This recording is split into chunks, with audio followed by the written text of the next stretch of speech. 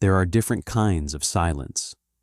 There is the silence of a desert at dawn, when the world has not yet decided whether to wake. There is the silence of a child who understands something the adults in the room are not ready to acknowledge.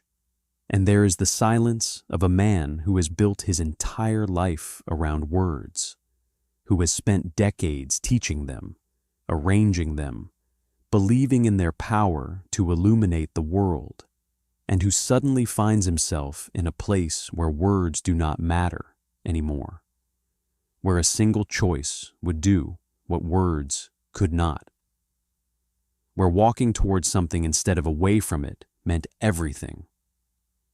That silence is not empty. It is full of the things we cannot say, but must act upon anyway. This is the story of Cole Ashworth. He was a schoolteacher in the New Mexico Territory in the year 1885, in a settlement called Dry Creek that had earned its name honestly. He came from Philadelphia 5 years prior, with leather-bound books and a set of beliefs about what education could accomplish in the frontier.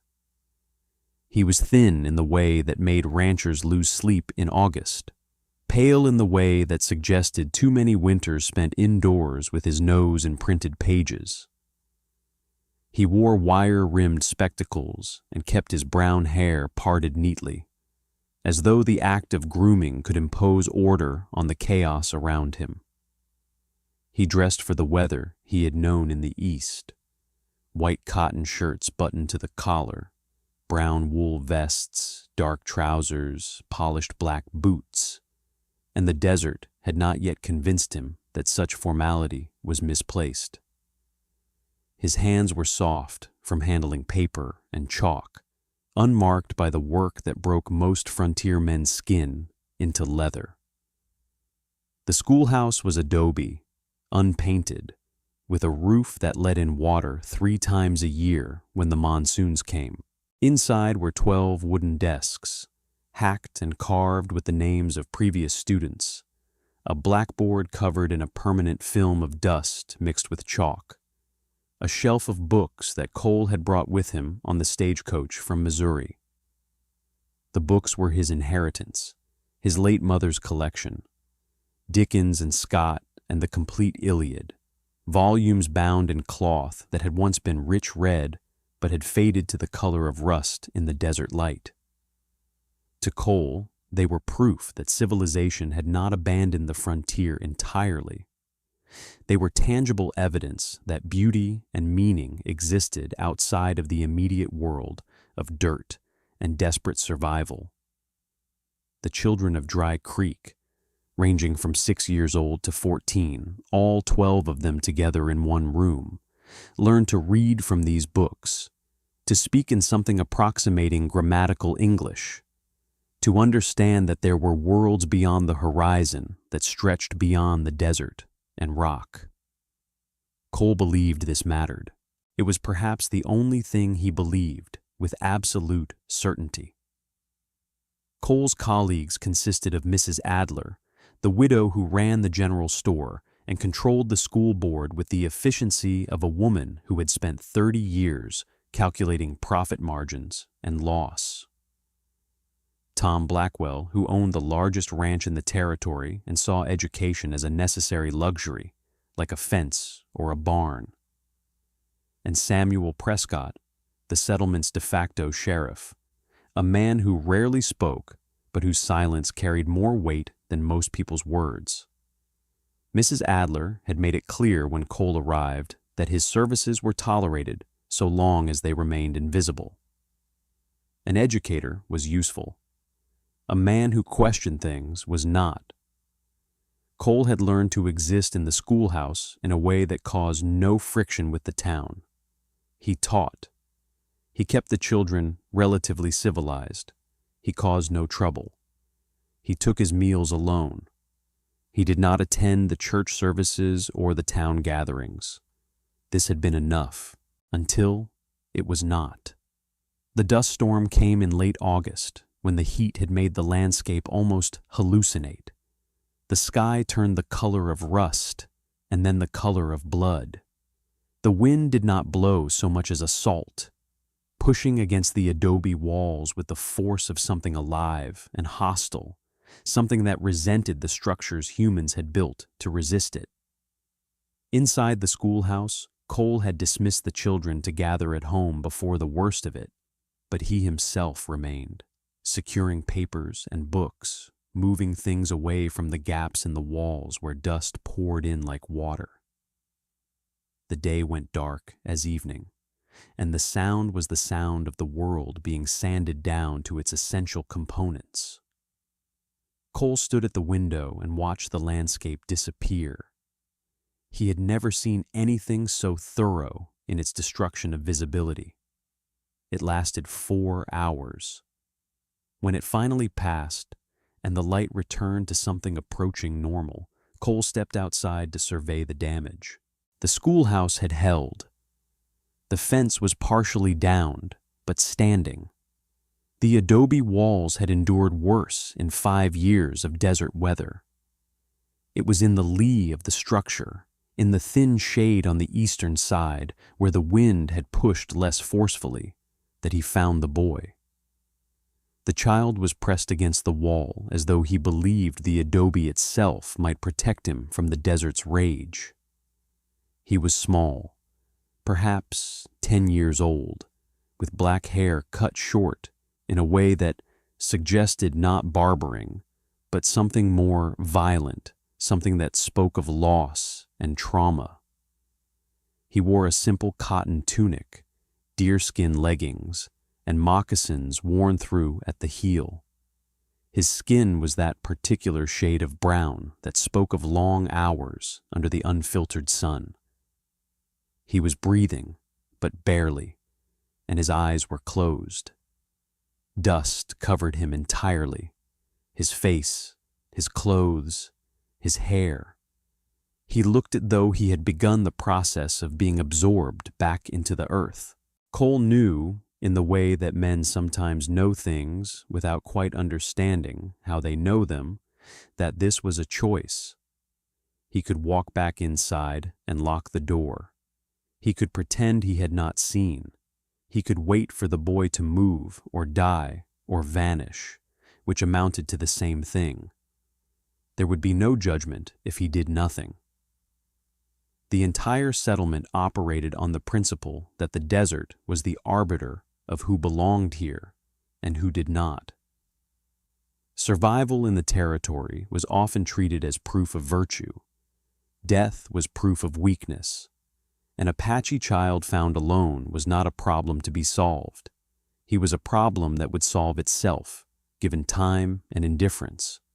Or he could do what his instincts demanded, which was to kneel down and touch the boy's shoulder and lift him, carefully, from the dust. Cole knelt. The boy woke in the schoolhouse on a blanket Cole had unfolded from the supply closet, positioned near the window where the afternoon light was strongest. He drank water that Cole brought in the tin cup they used for washing brushes. He did not speak. Cole tried English. He tried hand gestures. He pointed to objects and named them: desk, window, chalk, book. The boy watched all of this with an intensity that suggested he understood more than he could express. His eyes were dark and remarkably still for a child. They held something that suggested damage, but also intelligence. He did not seem afraid. He seemed to be measuring Cole against some internal standard, assessing whether this thin man in glasses represented threat or shelter. It was the boy who broke the silence, though not with voice.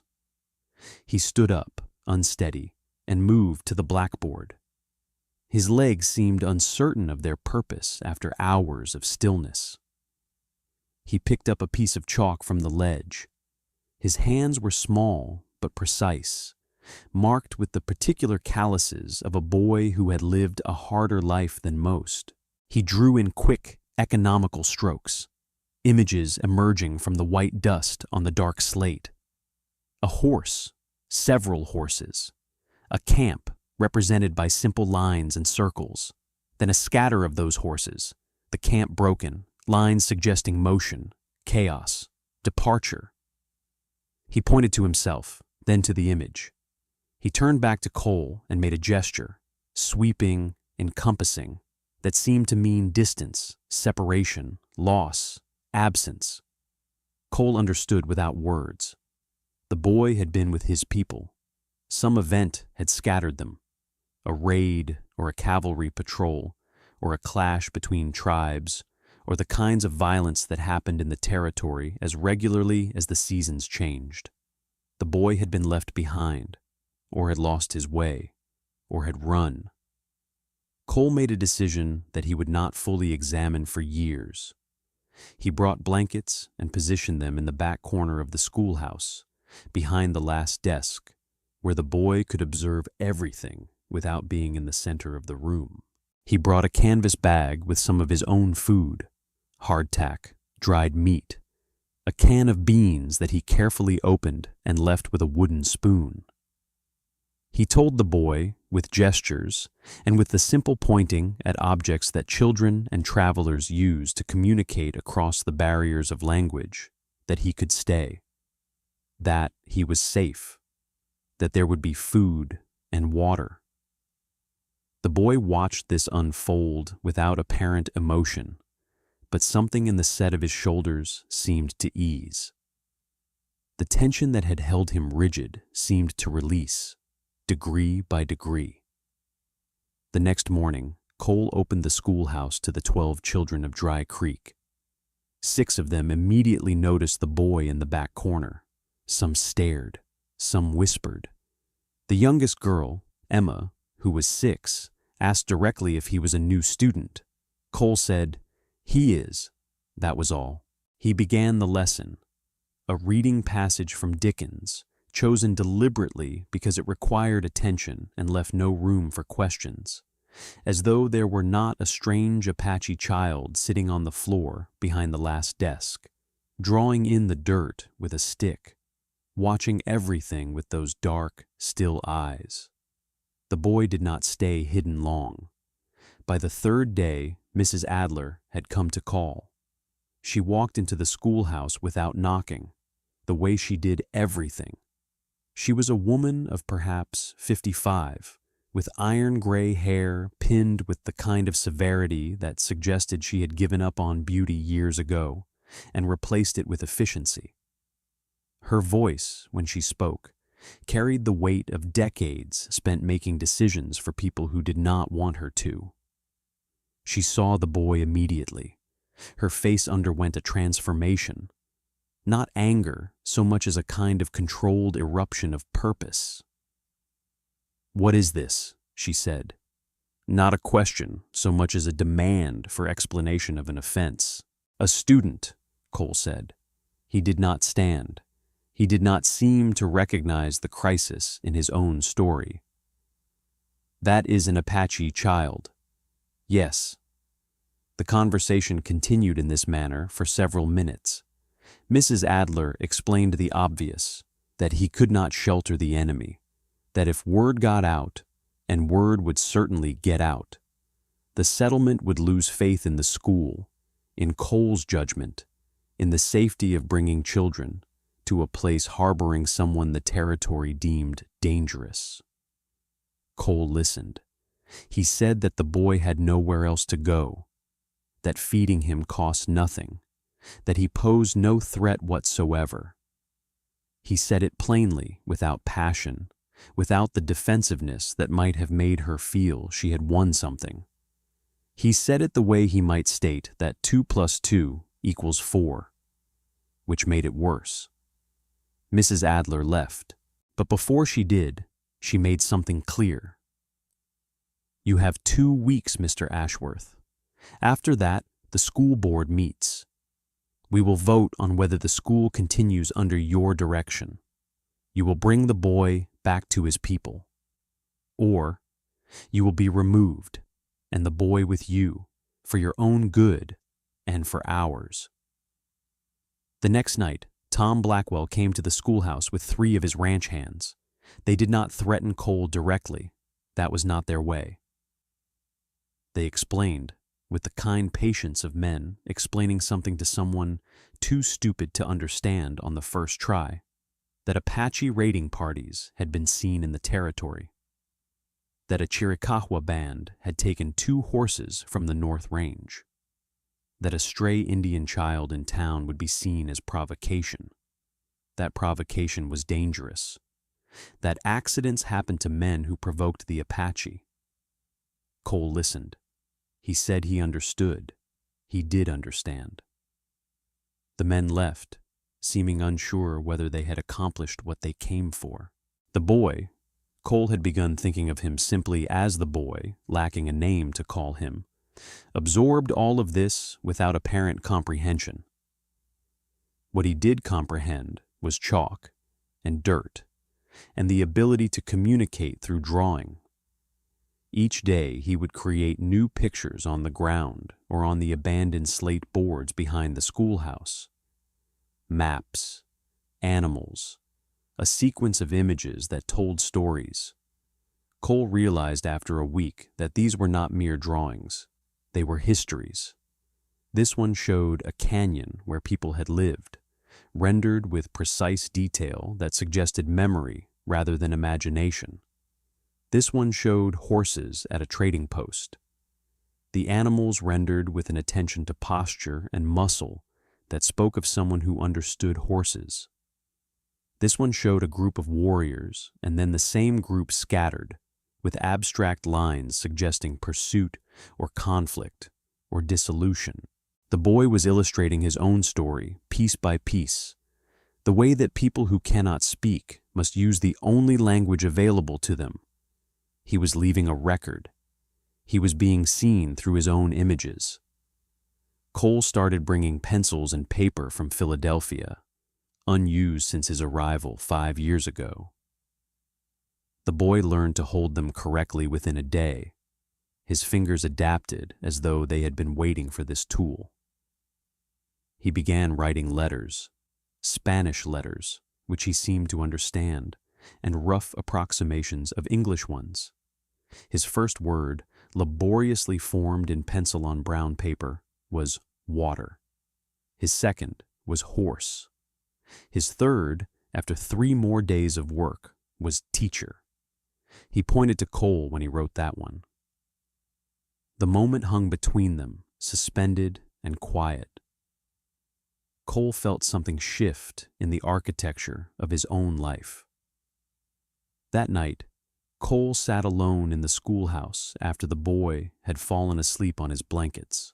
The lamplight made the room feel smaller, more intimate, as though the world had been reduced to this single space.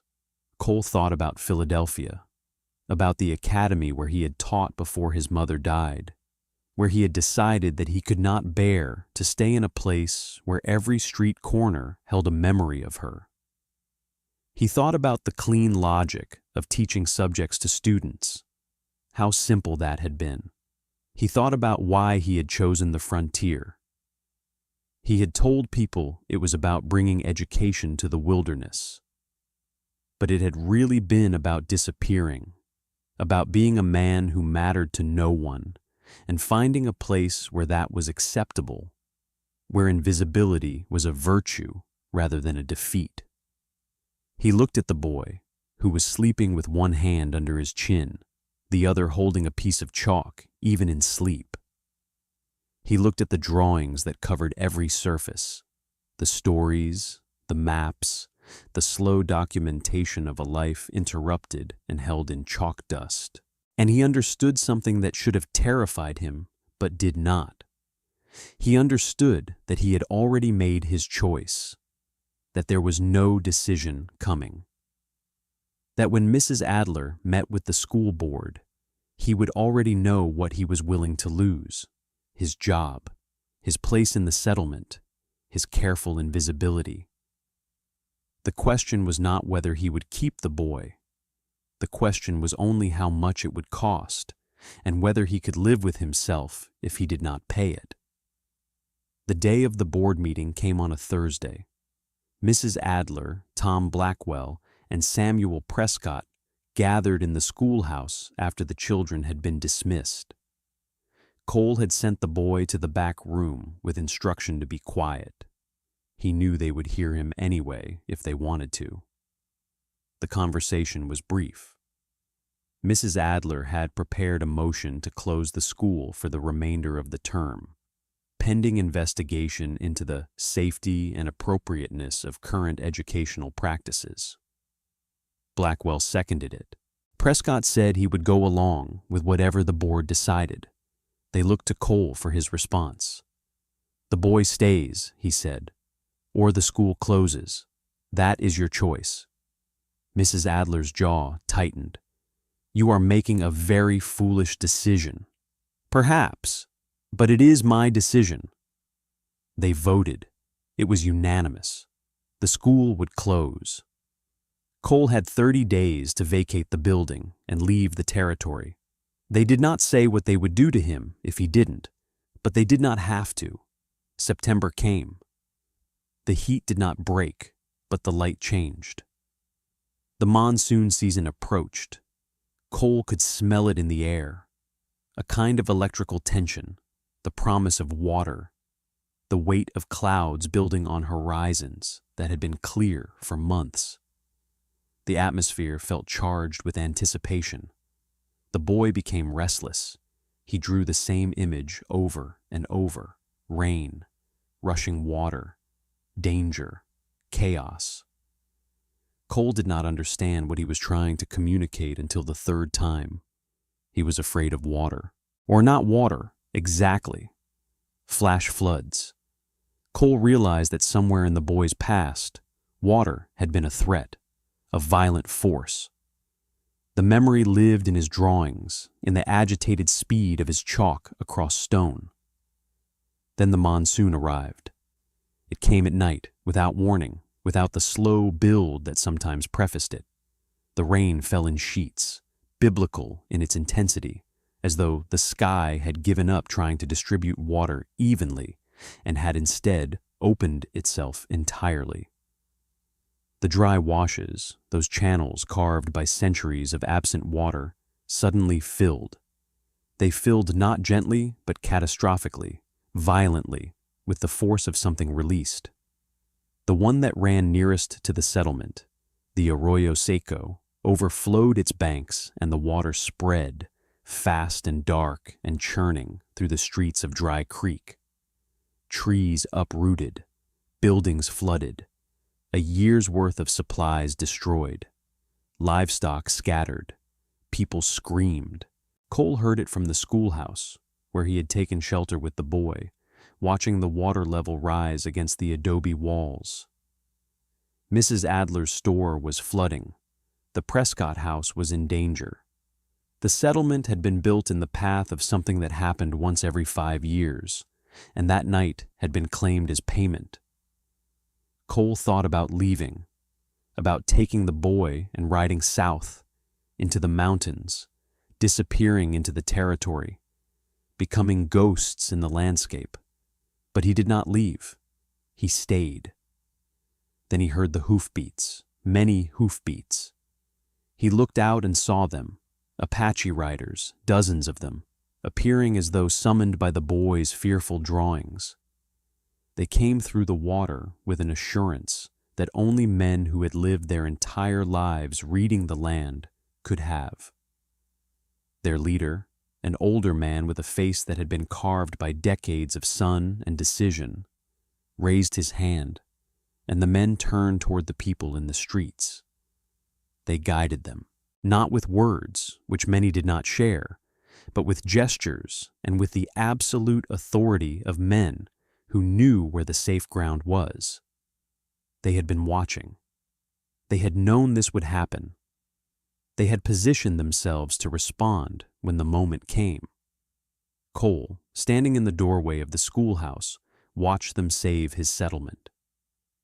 They guided Mrs. Adler away from her drowning store, the woman who had threatened him with closure, now accepting the hands of men she had called enemies.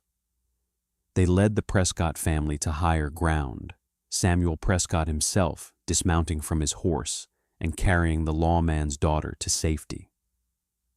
They worked systematically and without complaint, and when the flood began to recede 3 hours later, not a single person from Dry Creek had been lost. The tribe had saved the people who feared them most. The tribe had become the heroes in their own story, and the settlers had been forced to witness it. In the chaos and the aftermath, something happened that Cole did not expect. The boy walked out of the schoolhouse and into the crowd of Apache riders. One of them, a woman, perhaps the boy's mother, with the same dark eyes and the same way of standing, dismounted and held him. The boy spoke. One word. A name. But first he turned to Cole and said, "Teacher." He said it in the English that Cole had been patiently teaching him, and it was the first word that had emerged from his throat since the day Cole found him huddled against the adobe wall. The tribal leader approached Cole. He was a man of perhaps 60, with a bearing that made the ranchers and the lawmen of Dry Creek seem like children by comparison. His presence carried the weight of decades spent making life and death decisions, of leading his people through the collapse of their world. He spoke in Apache to a younger man who translated carefully, word by word. He says you carried him when the desert was killing him. You gave him shelter when his own people could not. You taught him words when his voice was taken away by sorrow. He says his son was lost, and you returned him. He says the tribe will not forget this. He says that this night, while the water came to kill, you kept his son safe in a building you had given him. That is courage. That is honor. The leader reached into a pack that one of his men brought forward. He withdrew something wrapped carefully in leather, the wrapping itself ancient and worn. He handed it to Cole.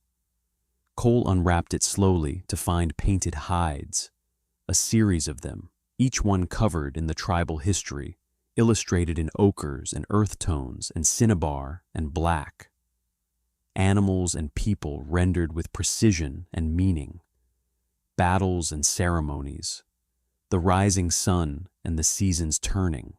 The painter had rendered centuries of story in pictures, the way the boy had been learning to do. The colors were still vibrant. Someone had maintained them carefully, had passed them down with reverence.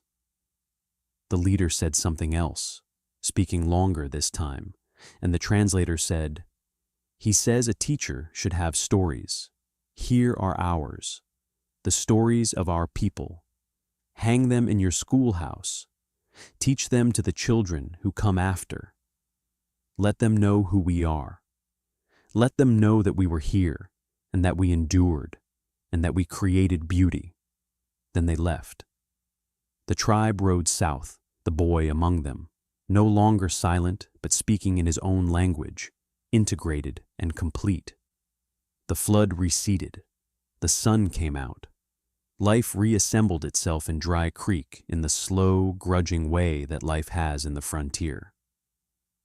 Mrs. Adler did not speak to Cole for weeks, but when she finally called a new board meeting, she did not call for his removal.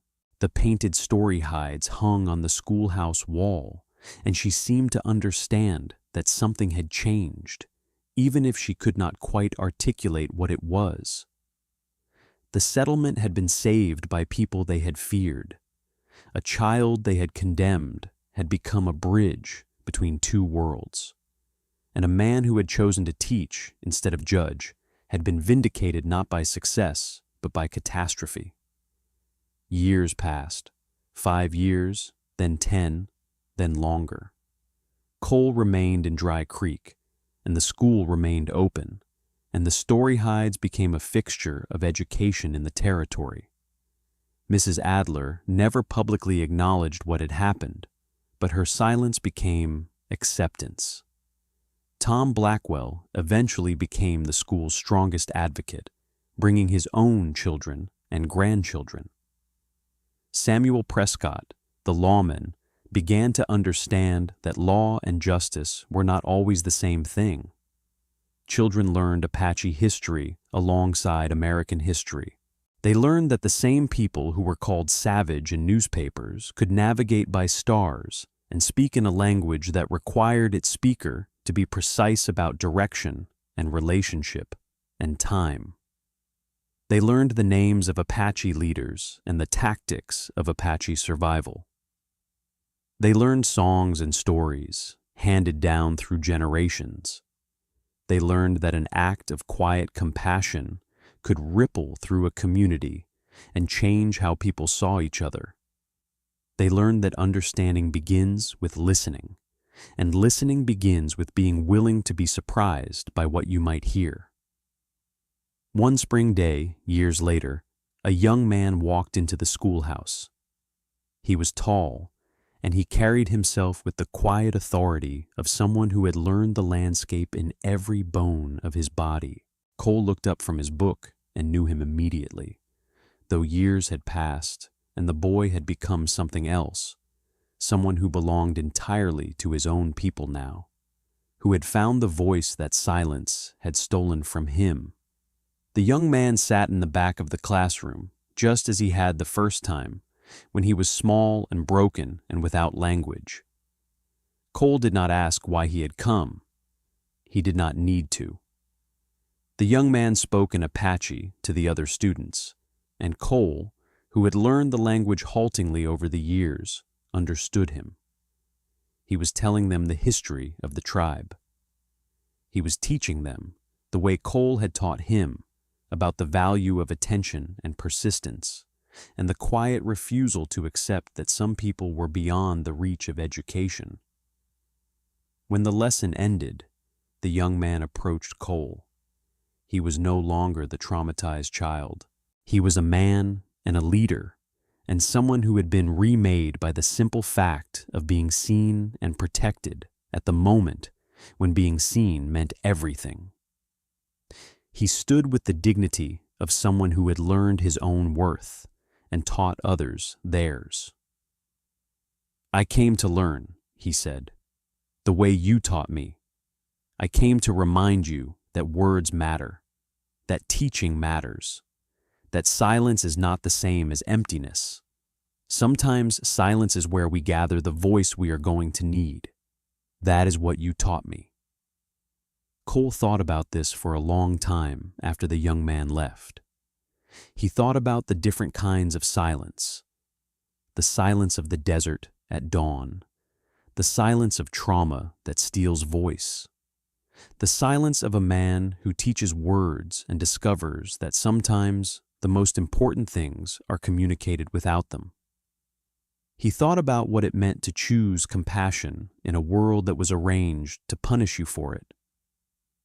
He thought about the ranchers and Mrs.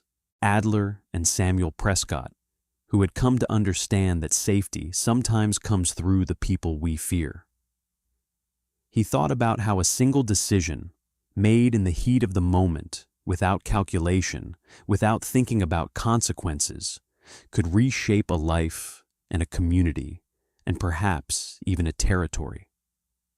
He thought about the boy, no longer a boy anymore, who had come back to his school to teach, who had found his voice again, who had learned that silence and speech are both forms of language. The painted story hides still hung on the schoolhouse wall. Every generation of children who came through that door learned to read history, not just from textbooks, but from the images the tribe had given. They learned that knowledge exists in many forms. They learned that the people their parents feared had created art and beauty and meaning. They learned that compassion was not weakness. It was, perhaps, the most difficult strength a person could practice, because it required you to see another person not as a threat or a problem or a category, but as a human being with their own interior life, their own pain, their own need to be seen and acknowledged. The truth about the frontier was this: it was full of moments like Cole Ashworth's choice, full of ordinary people facing decisions that would define them, full of circumstances where a person had to decide, in the space of a few seconds, whether they were the kind of human being who could live with themselves afterward. Most people never faced such a moment, but those who did, and who chose rightly, they became the stories that people told for generations. Not stories that made it into the history books. Not the grand narratives of conquest and settlement, but stories that lived in communities, passed down in families, whispered around campfires in the settlements and on the ranches. Stories about the time a schoolteacher refused to abandon a child. Stories about a tribe that appeared in the flood to save the people who feared them most. Stories about what it meant to decide who you actually were when it mattered. Stories about how the smallest choices can change everything. Subscribe to Western Hearts and Honor so you never miss the next story. There are more like this one waiting. If this story stayed with you, leave your like, subscribe to Western Hearts and Honor, and tell us in the comments, would you have made the same choice? The Old West was full of moments like this one, moments where an ordinary person had to decide who they actually were when it mattered. We'll be back with more of those stories, the ones the history books almost forgot to keep.